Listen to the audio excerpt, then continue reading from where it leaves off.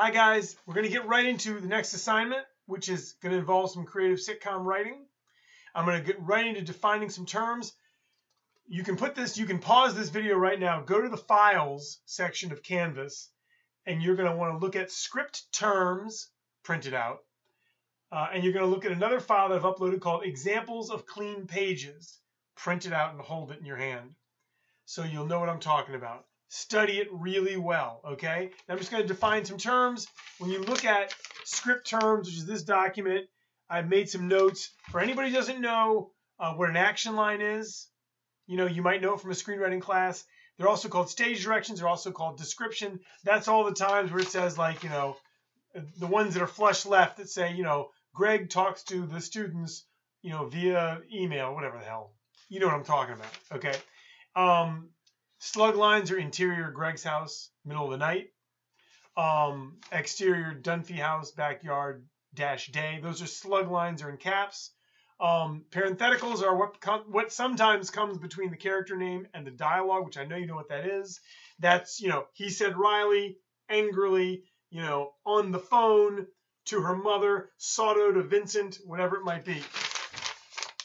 Look at script terms if you're at all confused. Okay. Then look at examples of clean pages. You're going to write a scene that's going to be due noon, July 5th. So almost a week from now, a little bit less than a week from now. July 5th, you're going to email it to me at depaulg@newschool.edu. Okay. That scene, I want it to be in clean pages. I'll show you what clean pages are. Okay. Well, obviously you can go to examples of clean pages. What you're going to see is the way I'd like you guys to write. It's very, very important that you stick to these rules. You're going to have a slug line. You're going to have up to 2 total lines of action, aka description, aka stage directions, and that's it. And then you're just going to write dialogue down the page. Greg, dialogue. Bill, dialogue. Greg, dialogue. Bill, dialogue. You're not going to use any parentheticals for any reason. You're not going to use Sotto into the phone to his mom. Those parentheticals, you're not going to use them. Okay? I don't want you to use them for this exercise. You're also not going to write any more action lines. So your scene is going to look a lot like, I think it's Dingy Bar is the one that I have in examples of clean pages, where you're just going to have a slug line. It'll probably be something like Dunphy house -day, Dunphy house -kitchen -day, let's say, or Dunphy house -kitchen -night, or exterior Dunphy back porch -early morning, something like that. Then 2 lines, I'm quite serious, no more than 2 lines across, not a third line, of stage directions, aka action, aka description, okay? And then you're not writing any more action or description for the rest of the scene. You're writing only dialogue down the page. Okay? I haven't told you what the assignment is yet, but I'm just giving you the rules. Okay? Have a problem with that? Email me, depaulg@newschool.edu.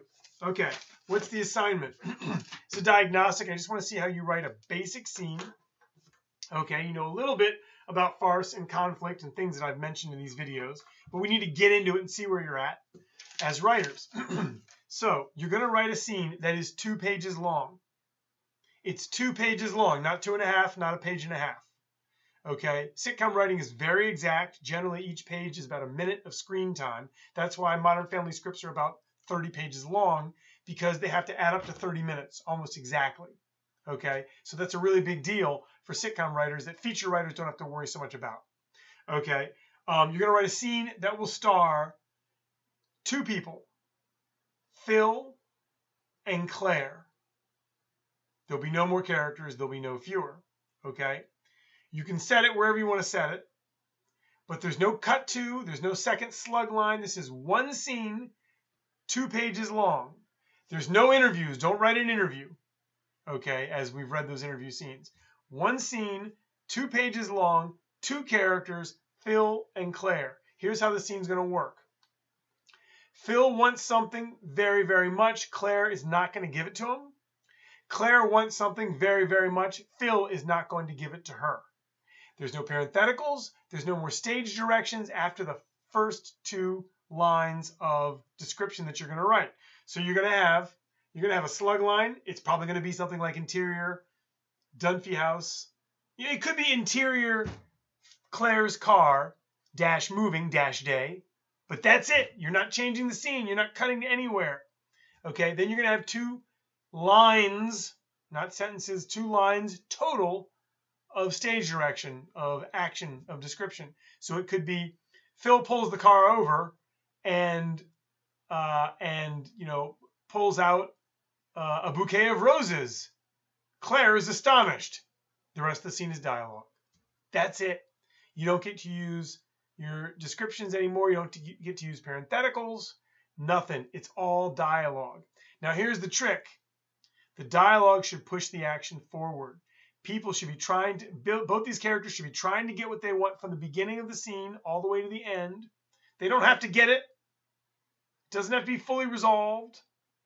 Okay?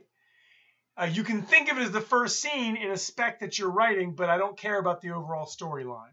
It's not. This is really just a scene writing experiment. Okay? I want to see how you do with conflict. I want to see a lot of conflict. Now, that can give us farce. If it's funny, that's great. If Phil wants to kiss Claire and she simply refuses because she wants to slap him or wants to do something totally different, and so they're clashing because he wants something, she's not going to give it to him. She wants something, he's not going to give it to him. He's not going to give it to her. And he never achieves being able to kiss her. That's fine. We might imagine that that gets handled in another scene. I'd be very happy if the scene is not resolved. Within the scene, keep escalating the stakes. This has got to be very important. The things that they want must be very important to them both, and they really want to get them. So if they try one thing, like begging, and it doesn't work, then they've got to try something else. Okay? The scene doesn't have to be brilliant. I'm so tightly prescribed. I'm so tightly putting you in a little prison cell here as writers that it almost can't be. This is about creating conflict and farce and having them try to achieve their goals and getting frustrated by obstacles. The more obstacles they throw up for each other and their goals, the better. Okay? Be tough on your characters. Phil and Claire both want something different than the other. Neither one wants to give the other what they want. Okay? 2 pages, not 2 1/3, not 1 3/4. So if you write 2 1/2, then before you send it in, you got to decide what to cut. And if you write 1.5 pages, you're going to have to build it up somehow. If you're on a sitcom staff and they told you to fill 2 minutes, that's 2 full pages. That's not 1.5 pages. Okay? What else did I want to tell you? You're writing in the style, tone, and voice of Modern Family. In Modern Family, they never go to Mars or Venus because that'd be science fiction. They never kill anyone because that would just be too dark for Modern Family. They might think briefly that they had killed someone and we might be worried that this could go dark, but I mean, that's never happened on Modern Family and it probably never will. It's a light show, a light comedy show that has elements of farce in which people try to get things they want, and we think it's funny that they try to get things they want. Okay, so style, tone, and voice of Modern Family. It's got to read like something. You're trying to make it read like something I'd see in a real Modern Family script, except you don't have to worry about the larger story. If you write a scene, it starts at 6 in the morning, and Phil and Claire are up getting their morning coffee, and the kids aren't up yet, and Phil's demanding that Claire send, Alex to sleepaway camp, and Claire refuses because she wants Alex to, do something different, and they're at loggerheads. That's great. That's perfectly fine. Let them argue about those things. Let them try to get those things and try to keep the scene moving forward. Try to cut out incidental talk. Hi, how are you? If it doesn't actually further the action of the scene. Okay? Also, don't write Don't drag things out. Get right to the meat of it and see if you can keep escalating it. Some of you are going to find this easy. That's great. Some of you are going to find it hard. If you find it hard, email me. You can send me an example of what you're writing. You can send me a clip of it in an email, whatever you want to do so that I can help you. Don't spend 5 days not knowing how to do it when you could have emailed me and I would have helped you. Okay? Email me with any questions to paulg@newschool.edu. This is our diagnostic exercise. Doesn't matter where you are. I just want to see you try your hardest to do it. And then I can get a real taste for where you're going as a writer, and I can compare this to what you'll write in a month. We're going to do a lot of scene writing from now on.